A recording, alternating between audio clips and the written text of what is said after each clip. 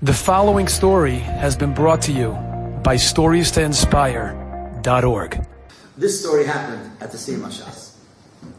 I was in MetLife Stadium, 100,000 people. It was absolutely incredible. To me, the most special moment of that Siyum HaShas was Mincha. You ever hear 98,000 people quiet? That you could hear a pin drop? It was incredible.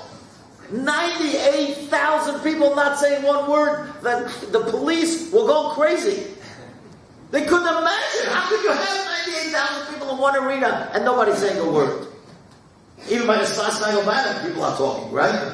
Or the national anthem. There's no holiness. But over here, the quietness of the Shilashim Nesser was absolutely incredible. And what else was amazing?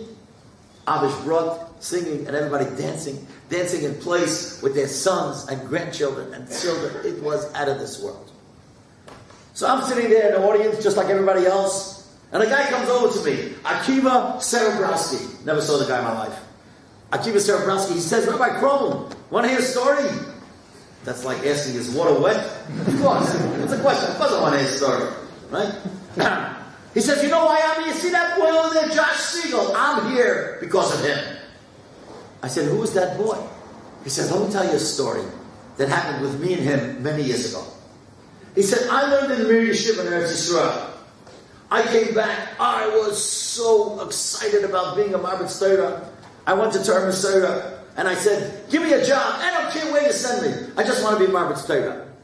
So they said, they heard him say, they don't care where they send him. They sent him next to the moon. Edmonton and Canada, way on the other side of the world. Edmonton, where it's freezing. He comes to Edmonton, and he's in the Menorah Day School, and he's teaching grade 3. Grade 3. And he was learning Chumash, and these kids, because this was his first year, he was so into it. He got the kids, and they were doing mitzvahs and making brachas, and he got the parents also, they were making, he was having an influence on the community. So now he tells me near the end of the year, he decided, you know what? Really, third graders, they don't want Mishnayos. But these are such heilige kinder, they want to grow up. I'm going to teach them the concept of Mishnayos. So he brings in a big board, and on the spot board he writes down all the Shisha Sidri Mishnah. And he says, this is all known as Shas. They never heard of Shas. And he says, each one is a Masechta. And he says, there's some people that know Shas. They couldn't believe it. All these Gemaras, people know Shas. He says, yeah, sure, there's a lot of people. Rabbi Yasher, Rosh Zalman, Rabbi Chafeinster, Rabbi Kamenetsky. He says, tomorrow, I'll bring in pictures. You'll see these rabbis. They all know Shas. Well, they were so impressed. And he was impressed, and they were impressed. Oh, it was just wonderful. Until lunchtime. Lunchtime, he told me he's sitting, he's marking papers, and there's two boys, Josh Siegel and another kid, third graders, 9 years old. And he overhears the conversation. And Josh Siegel says to his friend, do you think our rabbi knows Shas? So the other guy says, yeah, of course not. He's too young. He doesn't know Shas. So Josh Siegel says, but he's a rabbi. If he's a rabbi, he's got to know Shas. He's thinking, I learned 4 Blatt and Bava Kama, 6 Blatt and Bava Metzia. Maybe I learned Be'er or Chagig or whatever. So he's smiling at the innocence of these kids because if it's a rabbi, he's got to know Shas. So the other guy says, let's ask him. Oh my. Let's ask him.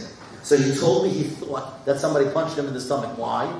Because if he says that he doesn't know Shas, so they're going to say, the guy's a fake. How can a rabbi not know Shas? And then it's going to be like a Yerida and their enthusiasm, and then the parents will have a Yerida and enthusiasm. So all of a sudden, he thinks of a story that happened with Rabbi Kamenetsky.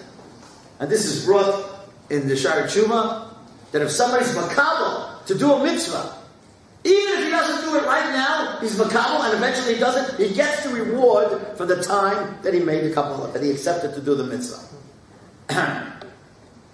So, that's what Rabbi Yaakov held, and that's why Rabbi Yaakov once said that he didn't eat the brachs, even though that he did, because he made up at that moment he's not going to eat for the rest of his life, so he was able to say it. So he decides, if these kids come over to me and ask me if I know Shas, I'm a couple right now that the next cycle I'm going to finish Shas, so I can say that I learned it. Sure enough, Josh Siegel comes over to him, says, Rabbi, did you learn Shas? He swallows, says, yes. He runs back to the other guy, see, I told you. So Rabbi Sarabasi goes back to his house. He says, his son, next cycle, after 7 years, it's starting soon, in a few months, we're going to be here. And every night he started learning Shas, and he started from Brachas, and he went through the whole Shas. And he had moved already, now from Edmonton, now he's in Bobov, he's the English principal in Bobov in Toronto. Sometimes he had to be up 4 o'clock in the morning, just like many of you probably, when you wanted to finish Shas for this cycle. Other times he had to do it 1 o'clock after he came home from a chasna, but he didn't miss. As the 6th year is finishing, and he's coming into the 7th, suddenly he remembers, you know something? Why am I doing this? Because of Josh Siegel. I gotta find him. I gotta buy him a ticket. He deserves to be here, because I only started this because of him. But he figures, in Edmonton, the kid's probably not even from anymore. He calls up Mrs. Siegel. He says, Mrs. Siegel, I don't know if you remember me, but I was a teacher here many years ago, and your son Josh was in my class. Where is he today? She says, what do you mean? He's in Israel learning in Osameach. Oh, my child! From the 3rd grade in Edmonton, he's learning in Osameach. He says, Mrs. Siegel, I want to tell you a story. And she tells him the whole thing, and she says, I want to buy him a ticket to take him to the Siyum HaShas, but I can't afford to bring him in from Israel. She says, don't worry, I'll bring him in for you. She brings him in, he goes to pick up the boy, he lands from Eretz Yisrael to Newark Airport, he takes him to the Siyum HaShas, and they're dancing, and it's so beautiful. And I go over to Josh Siegel. I said, Josh, do you remember this story? He says, not a word. I was in 3rd grade. How can I remember? But you know what's special? After the Siyum HaShas, you know what he did, Rabbi Sarabowski? He drove him down to Lakewood. And for the next 3 days, they learned Brachas, Daf Beis, and Daf Gimel, and then he took him to Newark and sent him back to Eretz Yisrael. That's a Koshel Bracha. That's a Rebbe who has an Achrayus. A Rebbe who makes a child will never forget it. That he had his mother bring him in from Eretz Yisrael because he had an ashpah, he had an influence, and he helped him. He started him on learning Shas. And what does he do? Just doesn't send him back. He takes him to Lakewood, and they learn together, and that's what a real Rebbe is. And that's why this kid, Josh Siegel, will never, ever forget it. Enjoyed this story? Come again. Bring a friend. StoriesToInspire.org